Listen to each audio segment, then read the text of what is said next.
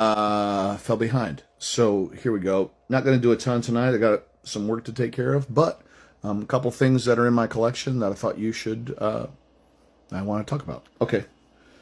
I ended on Die Hard. So I'm at DONNIE DARKO, another spectacular Arrow release. This is like a couple discs. This is both a theatrical cut, which I remember seeing, and I have not sat down and watched the director cut of Donnie Darko, but I'm kind of itching to, and I got to be completely honest. It's not a blind buy. I have seen it, and I remember really liking it and being creeped out by it. But after having a conversation not long ago with Darren Bailey and him saying like this is my favorite movie of all time, I was like I gotta revisit this picture, or one of his favorite. I think his favorite movie is That Thing You Do, but this is also one of them. I wanted to revisit and kind of take it in. It's such a cult classic, and you know, God, Jake Gyllenhaal is spectacular, and I loved working with him on Nightcrawler, and this movie needs a revive. So that's why I have it. And again, because of Arrow's tremendous work on discs, I wanted to get it in there. Next one.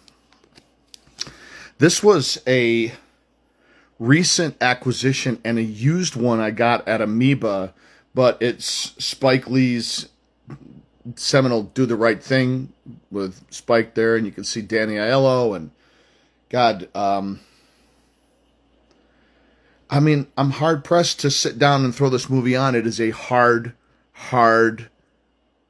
hilarious, powerful watch, and it put so many actors on the map. They were already doing amazing things like Giancarlo Esposito and Rosie Perez, and I mean, Ossie Davis and Ruby Dee, everyone knew. Like, Ossie Davis, dude, and one of my favorite Ossie Davis performances is actually in this Sean Connery film called The Hill, directed by Sidney Lumet, right?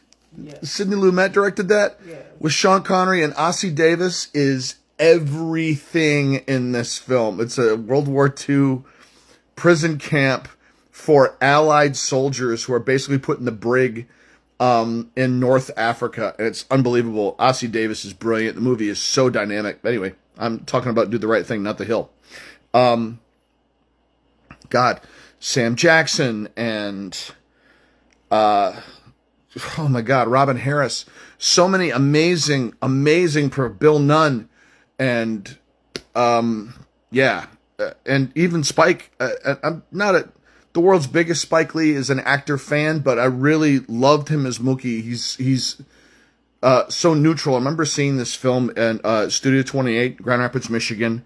Didn't really know much about it, but knew who Spike Lee was.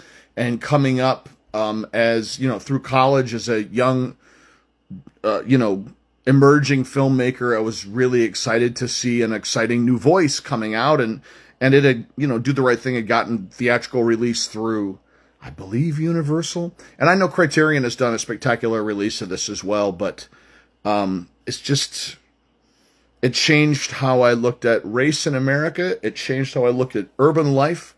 And the conversation surrounding race and the challenges of integration and the benefits of integration.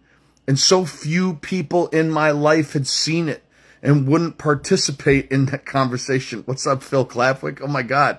It's good to see you, man. You know, one of the guys who just jumped on was there in and around the time in Grand Rapids when Do the Right Thing came out. Tanya, love to you and the family. Hope the girls are well. Yeah. So Do the Right Thing is one of those incredibly important movies, and that's why it's in my collection. And like I said, it's not one I'm going to sit down and throw in as a comfort film, but it's important to be in the collection. All right. The last one for tonight, which is absolutely a comfort movie for me, is this. This is how you do a biopic. It's Dragon, the Bruce Lee story. Rob Cohen directed it. You know, I talked about Rob Cohen the other day and his work on, oh God, what movie was it that I referenced that? He had done Daylight. And, you know, he had done Dragonheart, and he did the first Triple X, I believe. But Dragon, the Bruce Lee story, is like a Bruce Lee biopic done in the style of a Bruce Lee movie. And what Jason Scott Lee is able to do in terms of the fighting and the energy of it. God, Randy Edelman's score is so beautiful. And if you go, fun fact, if you go to Disney California Adventure and you're riding on Soarin', or in the queue for Soarin', you'll hear music cues from Dragon, the Bruce Lee story. Saw this film. What year did this come out? Judas Priest. Came out in, I don't even remember, 93. And,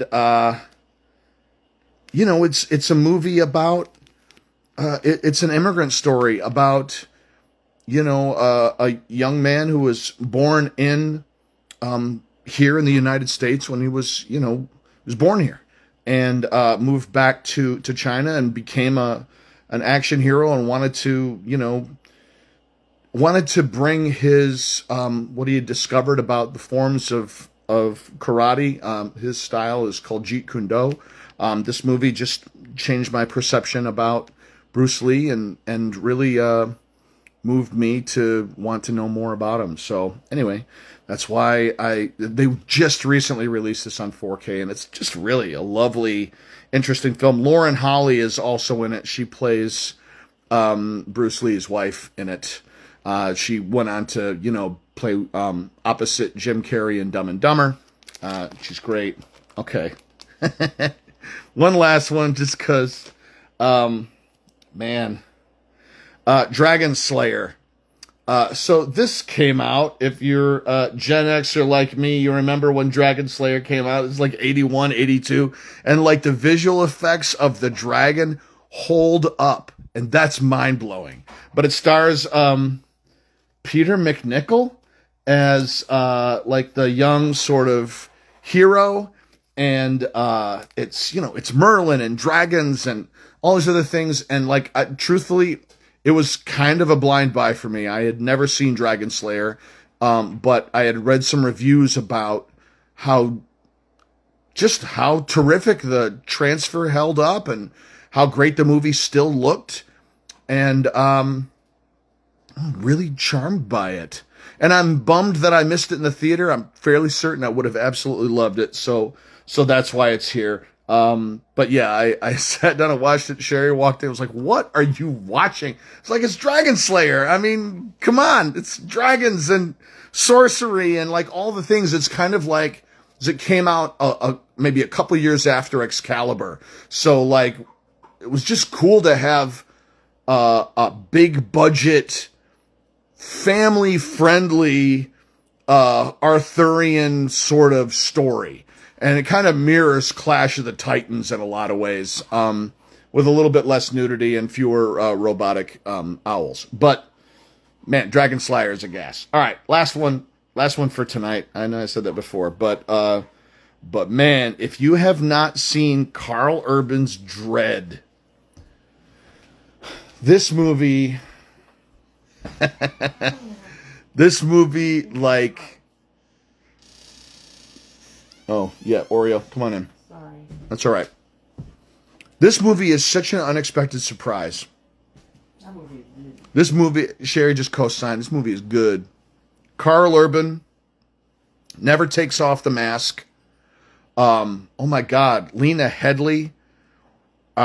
Wood Harris is in it. I forgot who directed it, but boy, they did it for a song. They shot it in South Africa. And they create Mega City 1 there. And the whole movie takes place essentially in one gigantic building. And if you took, you know, Judge Dredd plus Die Hard, and kind of mashed them together, God, the filmmaking is so spectacular and colorful. And I can't say enough about it. They released it both in in 3D. So it was in theaters in 3D, and like that movie in 3D was. There are these sequences with this drug that that people are addicted to, and when they take the drug, you go on that journey with them, and it changes the way it's called slow-mo, and everything goes into slow motion and becomes kind of plastic liquid, like just absolutely gorgeous. And you also have this extreme violence happening in and around it. If you're not a violence person, you won't enjoy it. It's hard to watch. But if you love action pictures, excuse me, it's a picture that takes itself seriously. It's never tongue in cheek. It's just a straight by the numbers action picture that's so satisfying. I can't recommend DREDD enough. I'm not talking about Judge Dredd with Stallone and with Rob Schneider. I'm talking about Carl Urban's DREDD. Came out like in 2016, 2015, around there, and it is sublime. Treat yourself if you haven't seen it. All right, so there you go. Coming to the end of the D's. We'll do more tomorrow. Thanks for tuning in. Physical Media Forever. Peace.